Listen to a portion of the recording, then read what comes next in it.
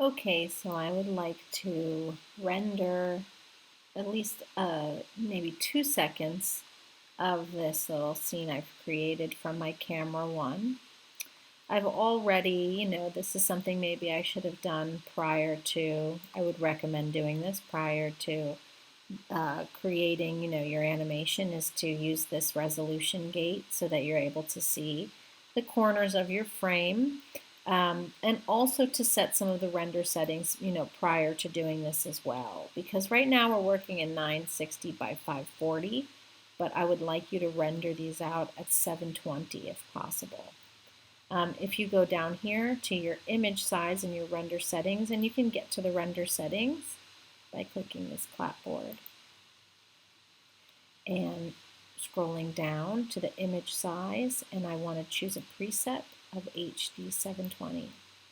Now this is increasing, by 1.5 times the render time, the size of your file, and thus the render time. And looking through your render files, looking through your image renders that you posted last week, the time ran the gamut from 5 minutes to 5 seconds. So we really want to be aware of the processing power of our computers and then just how long it will take you to render these scenes from your computers. So those of you who have, unfortunately, better computers, they will run faster. It depends on your, CPU and your graphics card and all of that. So if it is taking an astronomical time, we can maybe talk about not rendering at 720, but if you have a powerful enough machine, and if you're somewhere in the range of, you know, 30 seconds to a minute per frame, do the calculations for 1 minute. Let's do it now. I'll do it now. If I have 1 minute, which is 60 seconds, at 24 frames per second, that's 1,440 frames, which is 1,440 minutes per frame. So again, that makes, that's about, I guess, 24 hours of render time. So you have to keep that in mind when you're rendering your animations, to try to cut down on the time, the render time. It does take a very long time, and you will be doing it I would recommend to render overnight, chunks of your animation, or to have scenes that are maybe 30 seconds or 20, 30 seconds long, and render that chunk out, and then create a new scene and render it in pieces. You absolutely cannot wait for the last minute to begin rendering. So I'm going to choose this preset here, which is, again, it's HD, I've lost it, 720. Okay, and then so I'm just going to hit close, and it's the same ratio, so that's great. Let me go back to my render settings as the default, which is 540. And then I want to make sure here at my file output, I'm going to just say scene 1 maybe, right? So scene 1, and then I want my image format to be JPEG, and I want my frame.extension to be this last option, name, which is scene1 underscore number of the frame.extension. And then my frame range, this is where I will set the start and end frame that I want to render. So let me go ahead, and I'm just going to render the first 2 seconds of this animation from frame 1 to frame 48. And the renderable camera, I'm going to choose camera 1. And now my render settings are set. I'm going to say close, and I'm going to go over to my render view. And I'm going to make sure here that my render view, I've been doing test renders all along, and so I know what this is going to look like. I've done some play blasts, and I know what the motion looks like, because I don't want to be wasting time rendering something that doesn't look right to my eye.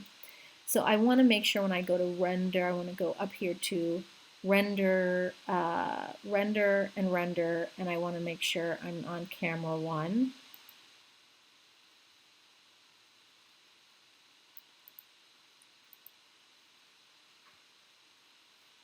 Arnold renderer, and let's just see what this looks like to render this and how long it will take.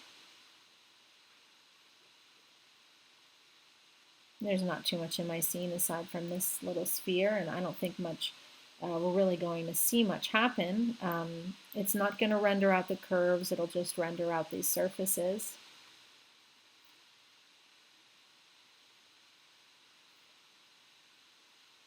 Okay, so I have this render took 28 seconds. I'll leave the sampling as it is, and I'm going to check one more time that my render settings are correct from frame 1 to 48 at the correct size, and now I'm going to say render sequence. And now it will render frame 1 to 48. I can see down here in the bottom bar that the timing as it's taking for each render. If I need to stop my render, I can hit escape at any time, and that will stop my render sequence. And if I go to my Finder, this render view will stay in front of any other windows that you have open. This is why I would recommend setting your renders to take place overnight so that while your computer can work on it while you're sleeping, you can also work on something else, but this will kind of be going in the background, so you might want to hide it from your view. So let's go to my Finder window here, and under Documents in my project folder, and they're going to save to my Images folder.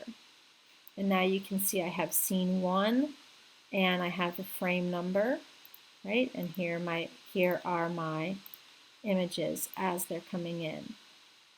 Okay, so they'll all be populated here.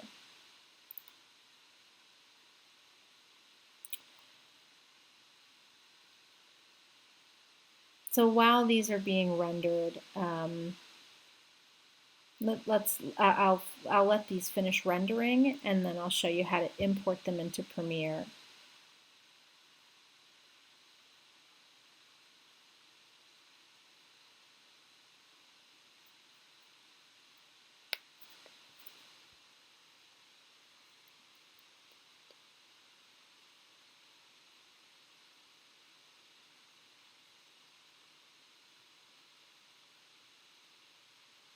Okay, so here are all of our image renders. And you're going to want to use a video editing software like Adobe Premiere.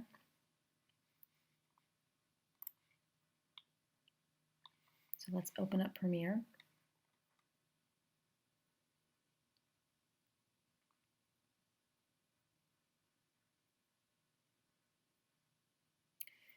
And while in Premiere, I'm going to open a new project, and I'll call this Project 1.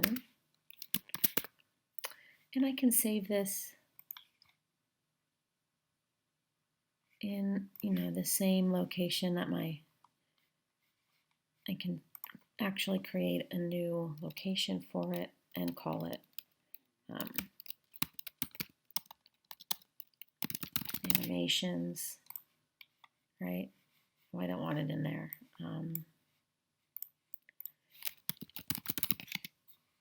Okay, and save this as Project 1. All of this is fine. All of the standard settings here, so I'll say OK.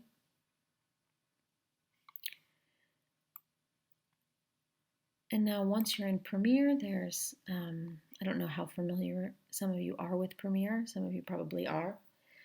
You are going to want to go down to your project panel here, and it says Import Media to start, so I'm going to double click. And now I'm going to find those image renders under Images, and I'm going to select the first render, and then I want to select Options here and bring it in as an image sequence. So here it is an image sequence. I'm going to actually right click because I want to change the frame rate. I'm going to say Modify, Interpret Footage, and I want to assume the frame rate of 24 frames per second, not 2997. because we had created our animation in Maya at 24 frames per second. I'm going to say OK. And I can drag and drop this into my timeline. And here's a little bit of my 2 seconds of my render. So what you'll do is you'll bring in all your image sequences this way, and then you can build your final animation here in the timeline. So some things you can do are just a couple tools that might be useful. Here's my tool. Here's my set of tools. So I have my razor blade tool, and I can trim my scenes. I can move them. If I have more than one, I can, if I press Command, I'm able to insert. Let me show you that again. So I've made this cut here, and then if I had more than one image sequence that I wanted to work with, rather than just stringing them back to back, I can edit them together. So pressing Command, and I'm able to insert rather than just dropping it over. There's multiple video channels. There's audio channels as well. And so once I'm done editing here, the way I'd like my animation to, my final animation to be, so I'm done with that. Then I'm going to go to File and say Export Media. And you can see here that